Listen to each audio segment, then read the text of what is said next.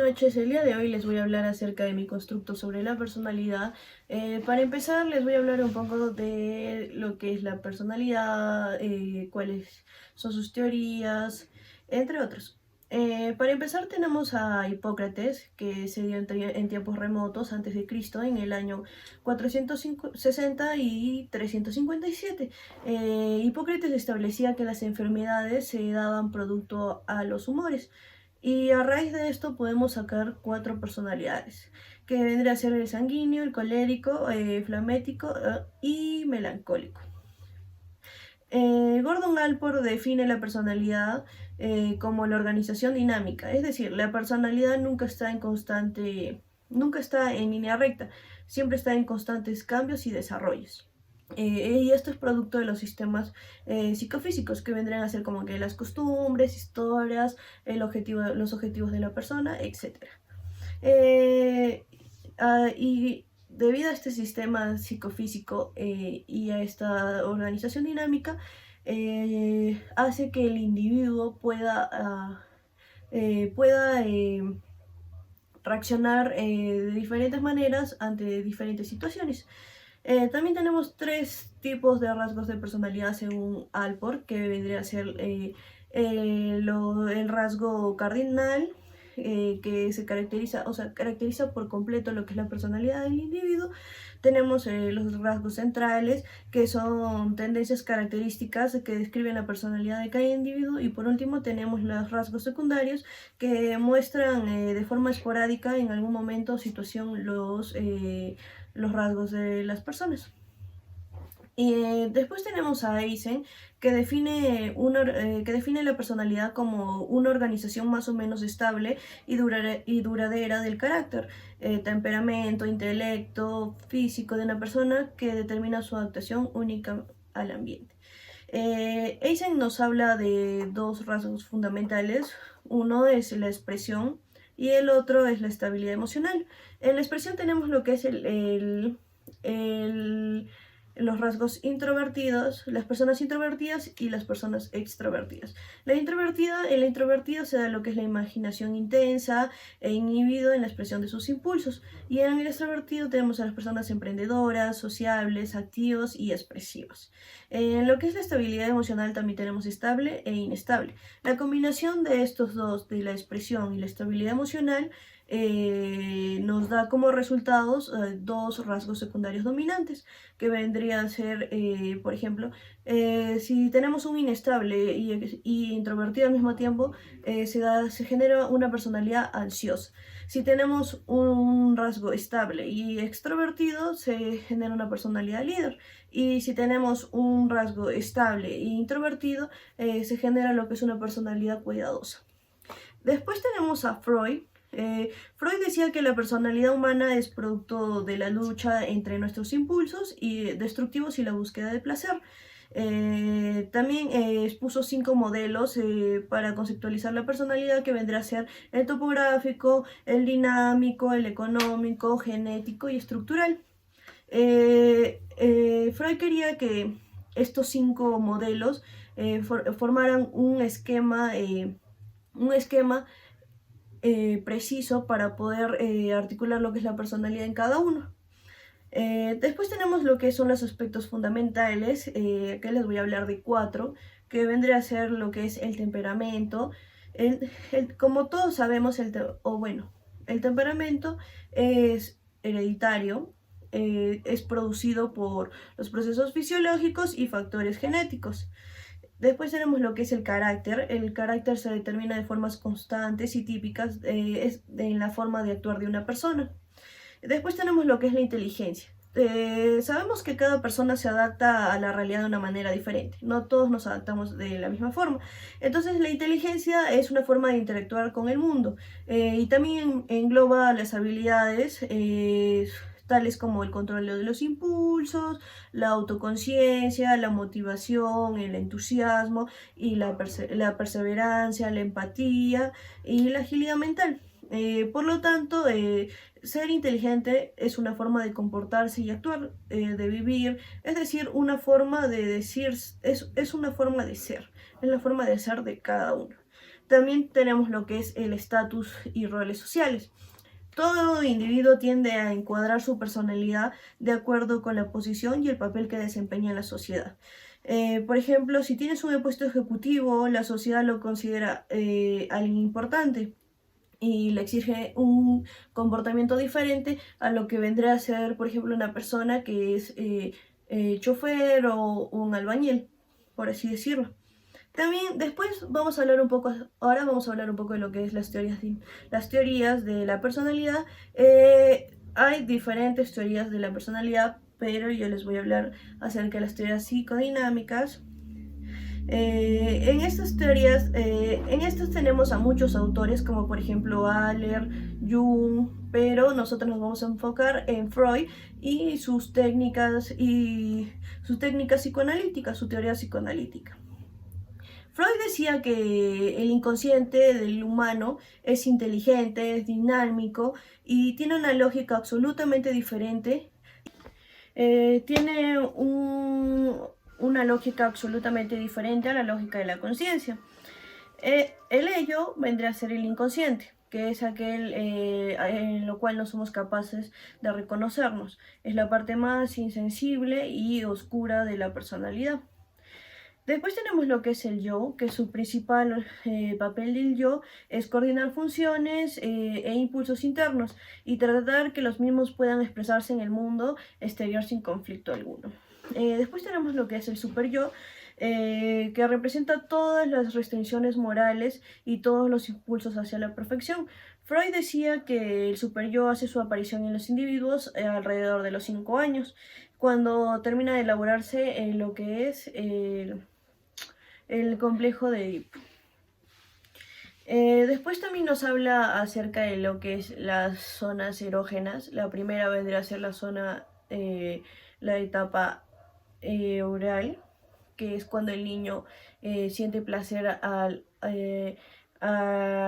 chuparse el dedo o ponerse un chupón o al mismo extrayendo la leche materna. Después tenemos lo que es la etapa anal, donde ya el niño siente placer, pero esta vez controlando sus esfínteres y expulsándolos también.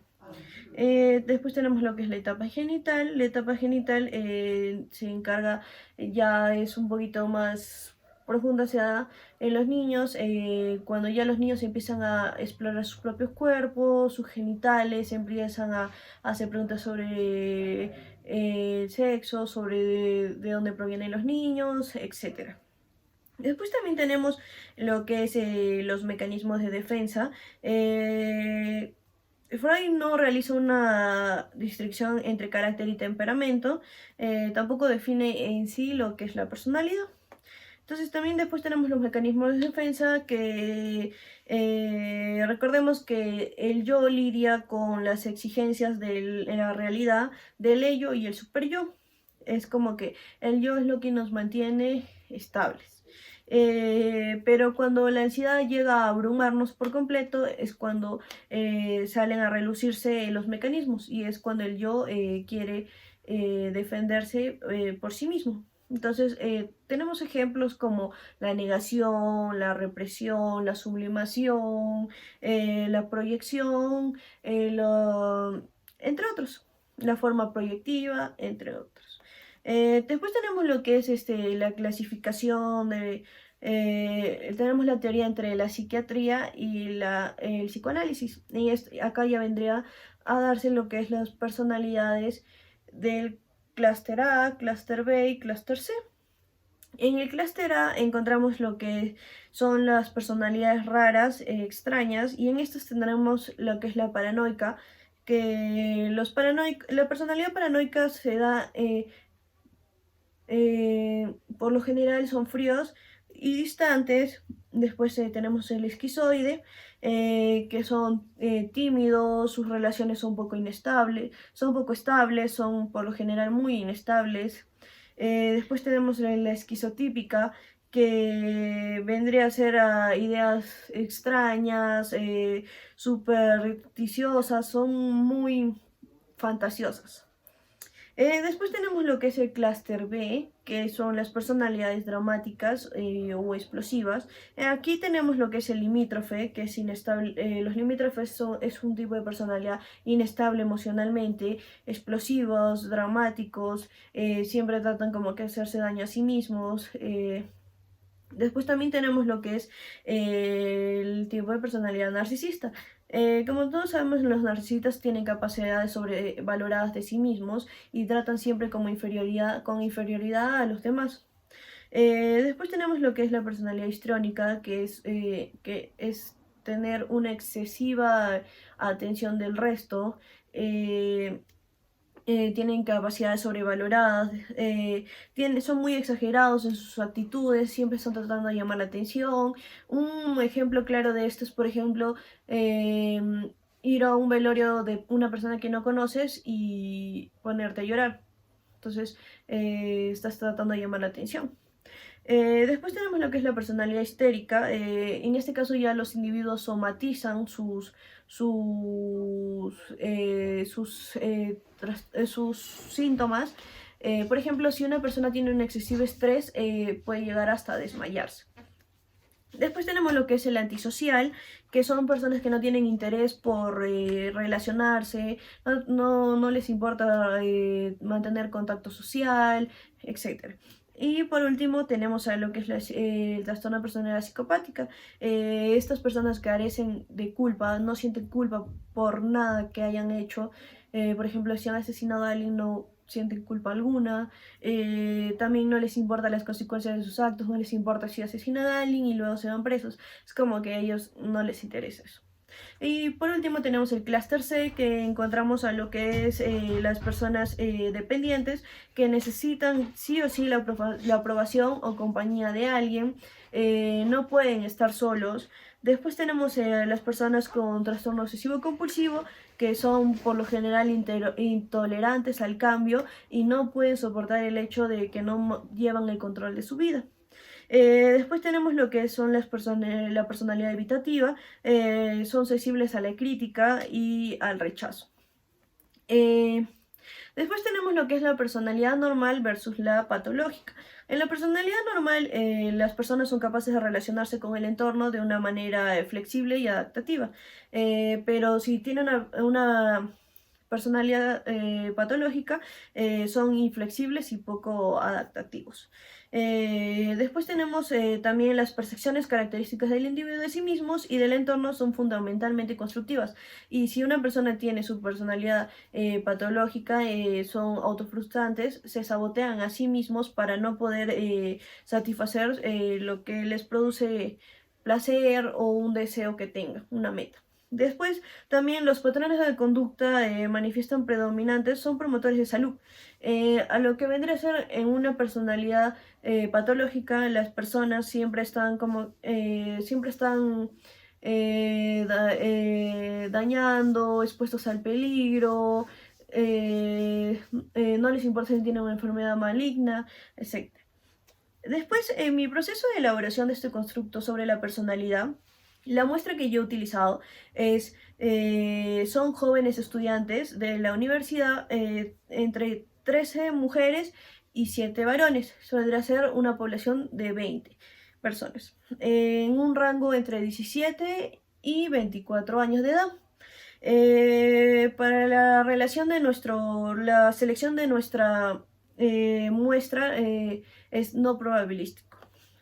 Después tenemos lo que es nuestro instrumento.